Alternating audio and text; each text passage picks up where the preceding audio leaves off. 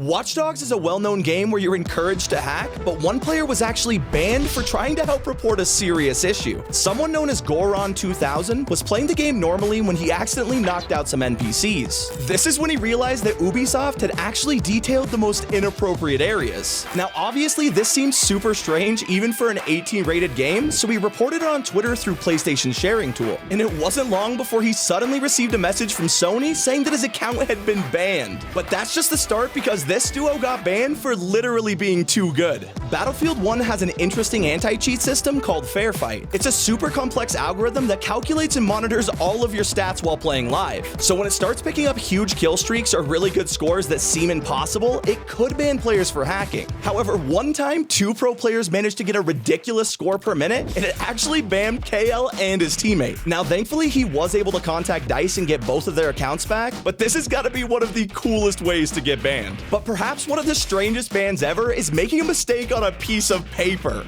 Back in a 2016 Pokemon tournament, contestants were required to fill out their player information sheet so that the commentators had all the details about participants. But Jonathan Evans accidentally put down the wrong item for a member on his team, mistaking it for another that had the same use. It seemed like a completely innocent mistake, but the tournament didn't take it lightly, and he was actually disqualified from the entire competition. And while we can be sure he won't make that mistake again, Deller smashed his keyboard over 100 times and got banned for it. He's a Fortnite streamer well known for raging, but one time he was playing Apex and it pushed him a bit too far. Now, you might not think that raging is a bannable offense, but he was actually suspended because of how he did it. Deller smashed the keyboards against his head, so Twitch immediately flagged it as harmful and dangerous activity on stream. He did eventually get unbanned a year later, but let's just hope he's not smashing too many keyboards anymore. But one of the dumbest bans of all time has to be when a player was disqualified from a tournament after teabagging his own teammate. Dilly was playing an Apex tournament and joked around with a friend who was eliminated during the match, only to find out that he was banned for bad sportsmanship. Yo, okay, Dilly is, Crazy Penguins is disqualified. That kind of stuff will not be tolerated.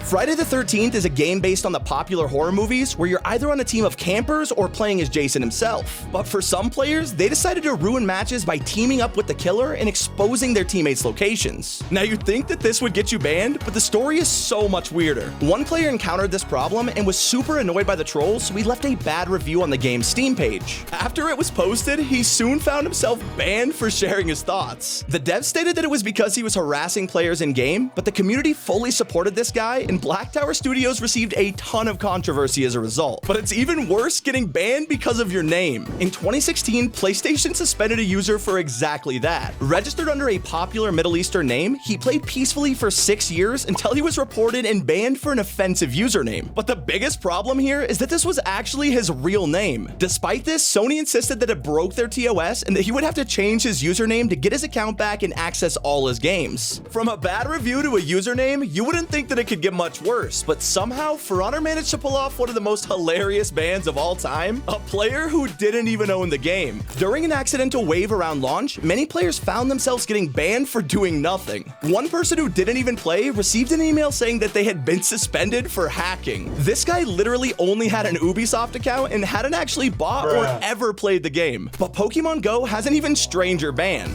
Jimmy DeRocher was a dedicated player who perfected the perfect strategy. By using certain locations, lures, and lucky eggs to boost his XP, he made himself a super efficient way to grind the game. He gained over 1 million XP in a single day, and although he was playing with in-game mechanics, the devs saw this as exploiting and his account was suspended. And some other players are taking different strategies to a whole nother level. In several LAN tournaments, players began to purposely smell bad to distract other competitors around them. It even started to put off the admins, meaning they wouldn't want to monitor their screens to see if they were cheating. Eventually, this got so bad that the tournament had to include it in their official rules. But sometimes the players trying to help are the ones getting banned. Dark Souls 2 became pretty infamous for all of its bugs, and eventually players got tired of waiting for the devs to fix them. Eventually, the community decided to take it into their own hands and made a mod to fix tons of issues within the game. When the fixed mod was released, players immediately began downloading it to finally play the game bug-free. It worked so well, except the anti-cheat picked up on it, and everyone who used this would soon find themselves banned or sent to cheater lobbies. Of course, this made the game even worse to play than it was originally, Sammy, all just for trying to fix the bugs that the devs wouldn't. And that's not even the dumbest ban from the Soul series, because in Elden Ring, players got banned for finding underwear in the files. Data miners discovered a pair of clothing called Deathbed Smalls that were cut from the game for being too risque. But the problem came when cheaters decided to hack in the underwear and wear them into online matches. These guys went around leaving them in online worlds for innocent players to pick up. And if this happened, the game would detect the hacked item and actually ban the innocent player for cheating. For Honor was another online game that dialed up the anti-cheat a little too high. Players found themselves being kicked or even fully banned just for using a controller. In case you didn't know, some controllers can be modded to customize buttons for a better layout or to give an advantage. But a majority of the people getting banned for this weren't even using it to cheat. And while it is good to have a good anti-cheat, sometimes it feels like it goes a bit too far. In its early days, Fortnite had no shortage of cheaters, from fly hacking to sniping the entire lobby from across the map. But something you'd never expect to get banned for is playing golf. When Lazarbeam was trying out the newly added toys, he decided to try to hit a golf ball into a basketball hoop. And well, it